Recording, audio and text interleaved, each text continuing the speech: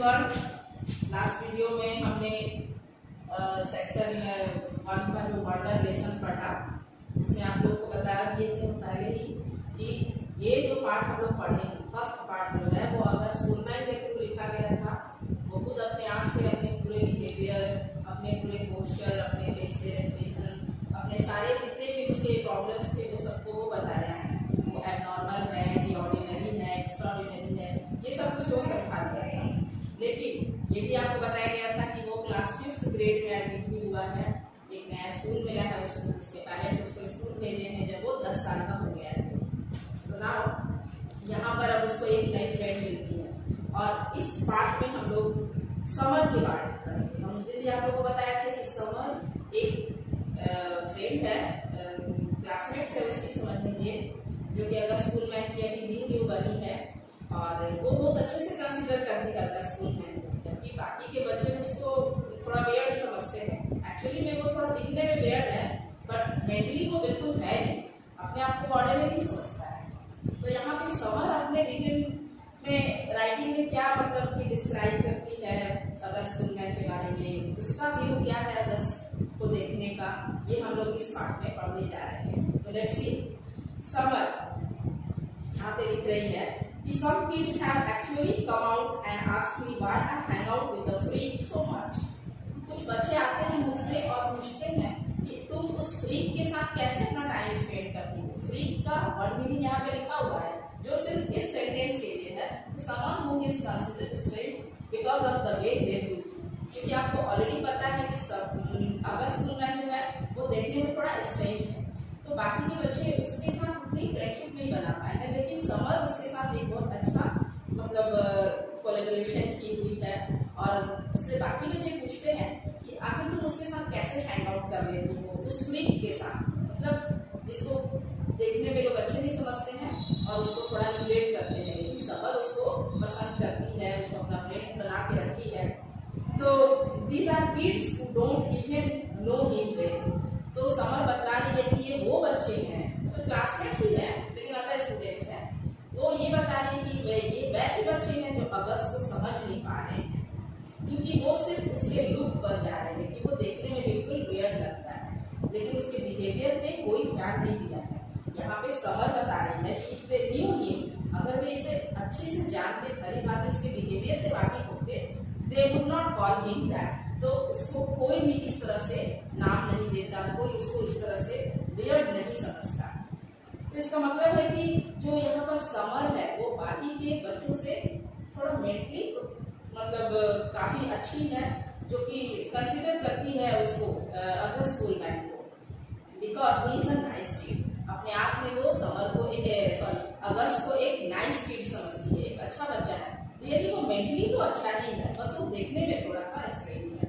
I always answer I don't call him that. और मैं उसे उन सारे बच्चों को ये भी बताती हूँ कि वो सिर्फ एक ऑर्डिनरी बच्चा है, हमारी तरह है, बस उसका लुक थोड़ा सा हम लोगों से डिफरेंट हो गया है और इस तरह से तुम लोग उसके साथ बिहेव मत करो, अच्छा नहीं लगता है।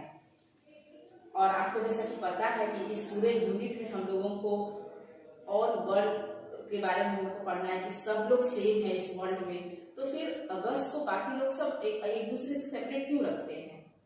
You are a saint Summer, ज़ेना चिन said to me the other day. ज़ेना जो है वो, ज़ेना चिन नाम है, एक स्टूडेंट है और वो समर की फ्रेंड है। वो बोलती है ना तुम ना एक सेंट हो। सेंट किसको बोलते हैं, साधु संतों जैसा जिसका बिहेवियर होता है, अच्छा बिहेवियर, जो किसी में ना ऊंच नीच देखता है, कोई भेदभाव नहीं होता है उसके अंदर, वो सबको इक्वल समझता है। I could not do what you are doing. जो तुम कर रही हो ना समर, वो हमसे नहीं हो पाएगा, हम लोगों से तो बिल्कुल नहीं हो पाएगा, क्योंकि बाकी लोग अगस्त को अपना फ्रेंड नहीं समझते, एक बोरिंग सा फ्रेंड लगता है वो उन लोगों को। It is not a big deal, I answered her truthfully.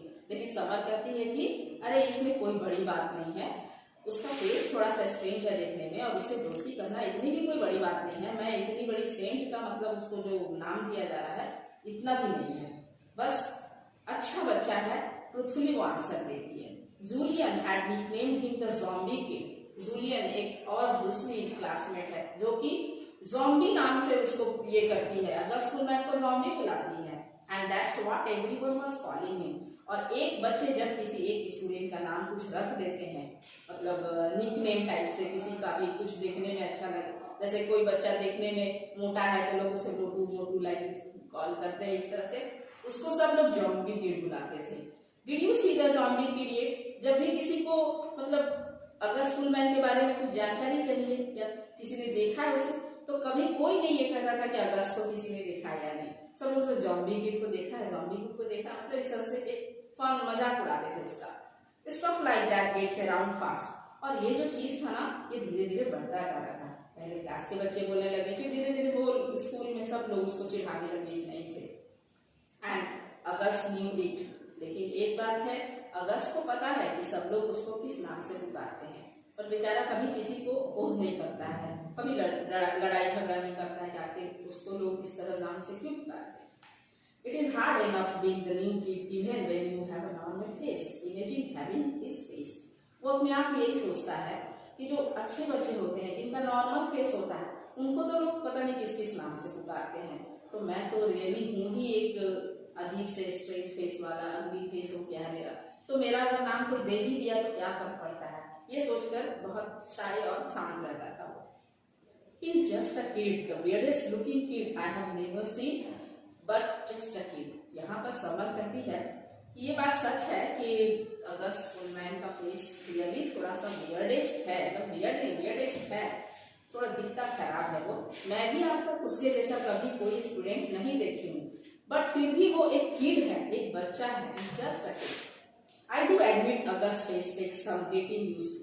मैं भी एडमिट करती हूँ, मैं भी सहमत हूँ उसके फेस से, उसके चेहरे से। I have been sitting with him for 2 weeks now.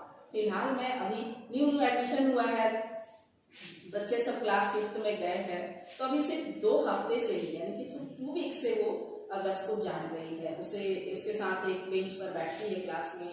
And let's just say he is not the neatest eater in the world. और उसका थोड़ा सा खाने पीने का भी तरीका थोड़ा सा अलग है, but other than that he is pretty nice. लेकिन इन सब के बावजूद भी वो एक अच्छा बच्चा है, बस उसका बिहेवियर अच्छा है, वो सोचता अच्छा है। I should always also say that I don't really feel sorry for him anymore. I keep sitting down with him because he is fun.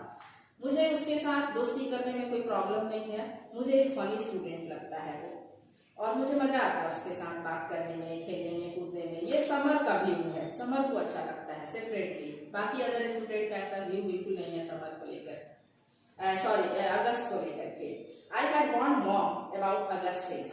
अब एक दिन की बात है कि जब बच्चे दोस्ती कर लेते हैं तो एक दूसरे को घर पे बुलाते हैं पढ़ने के ख्याल से, खेलने के ख्याल से, या ड्राइंग पेंटिंग कुछ भी करना है तो एक दिन समर का मतलब मन आया कि वो अगस्त को अपने घर पे कॉल करेगी।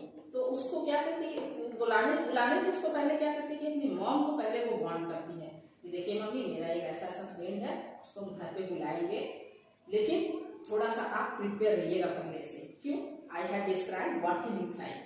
मैं पहले ही सब कुछ मम्मी को बता दी कि वो कैसा दिखता है, उसको देख करके आप एकदम से सरप्राइज मत हो जाइएगा, चौंक मत जाइएगा कि कैसा बच्चा है। I did this because I know she is not always so good at faking her feelings. And August was coming over for the first time today. August पहली बार उसके घर आ रहा है, फर्स्ट टाइम फ्रेंडशिप हुआ है, उसके घर आ रहा है अपना टाइम स्पेंड करने के लिए, कुछ हैंग आउट करने के लिए। तो अपनी मम्मी को पहले से पूरा बॉन्ड करके समझा देती है कि मम्मी वो थोड़ा देखने में वियर्ड है, और आप जो है ना किसी भी चीज को जब देखती हैं तो अच्छा लगता है या बुरा लगता है, उसका जो भी मतलब ये होता है, मतलब एक्सप्रेशन होता है, बहुत इजीली आप दे देती हैं, तो आप प्लीज ऐसा मत करिएगा उसको देखकर। But I could tell from the expression on her face when she came home after work that I had not prepared her enough. लेकिन मैं उन्हें ये बताना भूल गई थी कि जब आप उसको फर्स्ट टाइम मीट कीजिएगा, देखिएगा फर्स्ट लुक में, तो आप प्लीज उसको देखकर चेहरा अपना मत बनाइएगा। ये सब मैं थोड़ा बोलना उनको भूल गई थी। She was shocked when she came through the door and saw his face for the first time. ऐसा ही हुआ, जिस बात का डर था वही हो गया। जैसे उसकी मॉम डोर ओपन करती है, ये दोनों आपस में बैठकर बातें कर रहे हैं, अपना पेंटिंग ड्राइंग कर रहे हैं, पढ़ रहे हैं। उसकी मम्मी जब उसका फेस देखती है तो शॉक्ड हो जाती है, ओ माय गॉड, और शॉकिंग सा फेस बना देती है, एक्सप्रेशन बहुत अजीब सा देती है। Hi mom, this is foggy. Oggy मतलब अगस्त को वो एक निकनेम में ऑगी बुलाती है। कहती है मम्मी ये देखिए यही ऑगी है, can we stay for dinner, I ask quickly. मैं तुरंत तेजी से बोल पड़ती हूँ कि क्या मम्मी ये डिनर के लिए यहाँ रुक सकता है। मम्मी से अपना रिक्वेस्ट कर रही है कि आज वो लोग सब साथ में डिनर करेंगे जब वो उसके घर आया है। तो it took a second for my question to even register. तो समर क्या मतलब नोटिस करती है कि मम्मी हाँ बोलने में या ना बोलने में थोड़ा टाइम लगाती हैं। और वो टाइम क्यों लगाती हैं, क्योंकि वो तो अभी भी शॉक है उसके फेस को देखकर। हाय ऑगी शी से, वो भी हाय करती हैं उसको। कोर्स ओके ठीक है, तुम उसको रख सकती हो डिनर के लिए sweetheart, if it's okay with Auggie's mother. अगर एक बार उसकी मम्मी से तुम कॉल करके पूछ लो कि क्या ऑगी यहाँ पर रह करके डिनर कर सकता है, उसकी मम्मी का भी तो मतलब ये होना चाहिए, इजाजत मिलना चाहिए। Okay while Auggie call his mother on his cell phone. Auggie अपनी मम्मी को कॉल करता है फोन से। I wish for to mom. तब तक जब तक वो बात करने में बिजी हो जाता है अपनी मम्मी से, ये दौड़ कर जाती है अपनी मम्मी के पास समर और कहती है stop making that weird out face. ये क्या मम्मी, आपको तो हम समझाया था ना कि उसको देखकर इस तरह शॉकिंग सा फेस मत बनाइएगा, और आप तो वही काम कर दी, प्लीज स्टॉप कीजिए। She nodded quickly. और तब उसकी मम्मी को ऐसे झटका टाइप का लगता है जैसे कि वो भूल गई थी उसको देखते हुए। बोलती अच्छा अच्छा ठीक है, अब वो नॉर्मल हो गई। Like she had not realise she was making a face, जैसे कि उनको पता ही नहीं है कि उनका चेहरा कैसा बना हुआ है ऑगी को देखकर। और फिर वो थोड़ी देर में नॉर्मल हो जाती हैं and was really nice and normal to Auggie's afterward. और उसके बाद फिर वो ऑगी के साथ मतलब अपना संतुलन बना लेती हैं, बातचीत करने लगती हैं कि चलो ठीक है। After while Auggie and I got tired of working on our project and went to hang out in the living room. अब वो बताती है कि ऑगी के साथ समर जो दोनों है वो थोड़ा थक जाते हैं, एक ही सा काम करते करते वो लोग एक प्रोजेक्ट पर काम कर रहे हैं, बोर हो जाते हैं। तो चलो थोड़ा सा हम लोग लिविंग रूम में जाकर हैंग आउट करते हैं। और वो दोनों लिविंग रूम में चले जाते हैं। Hi Auggie can I ask your question. और खेलते खेलते हुए मैं समर थोड़ा सा गट्स जुटाती है अपने अंदर ये पूछने के लिए कि ऑगी मैं तुमसे सवाल करूं। तो बोलता है यार he said like he knew exactly what he wanted to ask, what he wanted to ask। ऐसे मतलब कि बिहेव करता है ऑगी कि हाँ हाँ पूछो, जैसे कि वो जानता है कि हम क्या पूछने वाले हैं उससे। क्योंकि ऑगी को पता है कि सब लोग उसके फेस के सिवाय दूसरे किसी चीजों के बारे में पूछेंगे नहीं, तो प्रिपेयर है वो कि हाँ पूछो कोई बात नहीं तुम पूछ सकती हो। आई हेजिटेटेड, यहाँ पर समर जो है थोड़ा सा पूछने पे हेजिटेट करती है कि तुम ऐसे दिखते हो, थोड़ा अच्छी मतलब सोच विचार वाली है, इसलिए थोड़ा सा इसको किसी के साथ इस तरह से पूछने में, उसकी कमियों को बाहर निकालने में थोड़ा सा इसे हेजिटेट करती है, गट्स नहीं जुटा पाती है। I have been wanting to ask him this for a while but I have always lost the guts to ask. मैं बहुत बार कोशिश की ये सवाल पूछने का ऑगी से कि तुम्हारा चेहरा ऐसे क्यों हो गया है, लेकिन पता नहीं क्यों मैं ये डेयर नहीं जुटा पाती थी अपने अंदर, कैसे पूछूं, बुरा लगता था उसको पूछने। What he said, you want to know what's wrong with my face? मुझे पता है कि तुम क्या पूछोगी, वही ना कि मेरा चेहरा थोड़ा खराब है। या आई गेस, अरे हाँ ये तो तुम सही पकड़ लिए कि मैं क्या पूछने वाली थी। It is okay for me to ask, क्या मेरा पूछना तुमसे ये सही रहेगा तुम्हारे फेस के बारे में। He shrugged, yeah, I was so relieved that he did not seem mad or sad। मैं थोड़ा सा रिलीफ हुई कि चलो मेरा ऐसा क्वेश्चन करने से वो ना तो बेचारा मतलब गुस्सा हो गया और ना ही उदास हो गया, बल्कि वो खुश है, जैसे कि वो बेचारा अपने आप को हमेशा प्रिपेयर करके रखता है कि लोग उससे कैसा एक्सपेक्ट करते हैं, उसके फेस के बारे में जरूर कुछ ना कुछ क्वेश्चन करेंगे। तो उसे आदत सी पड़ गई है। या it is not a big deal, okay कोई बात नहीं तुम पूछ सकती हो, ये कोई बड़ी बात नहीं है। ही सेड कैजुअली, कैजुअली मतलब जैसे कि उसके साथ ये तो हमेशा होता रहता है। The main thing I have is this thing called mandibulofacial dysostosis which took me forever to learn how to pronounce। by the way, वो बोलता है कि देखो ये जो मेरा फेस है ना, इसका एक मेडिकल मतलब नेम दिया गया है जिसको कि हम वो तोड़ तोड़ कर बोलता है वर्ड्स को। अभी वो छोटा है, प्रोनाउंस नहीं पूरी तरह से कर पाता है बड़े वर्ड्स को, इसलिए वो बोलता है कि इस तरह की स्ट्रेंज लुकिंग फेस वाले लोगों को डिबुलोफेशियल डायग्नोस्टिस कहते हैं। But I also have this other syndrome thing that I can't even pronounce। तो यहाँ पे आपको सिंड्रोम का वर्ड मीनिंग दिया है, a health condition that indicates a problem, एक ऐसा हेल्थ इशू हो जाना जो उसके अंदर के प्रॉब्लम्स को बताता है, ये सिंड्रोम है। तो and these things kind of just morphed together into one big super thing which is so rare they don't even have a name for it. और मॉर्फेड का वर्ड मीनिंग आपका चेंज इनटू समथिंग डिफरेंट, किसी चीजों का अजीब तरीके से बदलाव आ जाना। तो ये बोलता है कि देखो मेरा जो प्रॉब्लम है वो एक ट्रीटमेंट की वजह से ऐसा हुआ है, इसका नाम भी दिया गया है और इसको बताने में कोई हेजिटेशन नहीं होता है ऑगस्ट को। I mean I don't want to brag or anything, और मुझे नहीं लगता है कि मुझे इसके लिए बहुत ज़्यादा प्राउड होना चाहिए कि मुझे मेडिकल की तरफ से ये फेस मिला है, but I am actually considered something of a medical wonder, you know. लेकिन तुम जानती हो मैं तो इसे एक मेडिकल वंडर समझता हूँ, क्योंकि उसके इतने सारे कट्स पर इतनी सर्जरीज हुई थी, जैसा कि आपको लास्ट वीडियो में बताया था कि उसके 27 सर्जरीज हुई थी जब तक वो 10 इयर्स का हो गया था। तो इतने सारे कट्स और सर्जरीज के साथ तुम सोच सकते हो उसका फेस का क्या हालत हुआ होगा। तो इस चीज को भुगतने के लिए वो बिल्कुल प्रिपेयर हो चुका है, मतलब, और उसको एक मेडिकल वंडर समझता है कि जो मेरा चेहरा देख रही हो ना, ये नेचुरल नहीं रह गया, एक मेडिकल वंडर के रूप में तैयार हो चुका है। एंड ही स्माइल, और बेचारा मुस्कुराता है। That's was a joke he said, you can laugh. एक तरह से तुम मुझे जोक समझ के हंस भी सकती हो।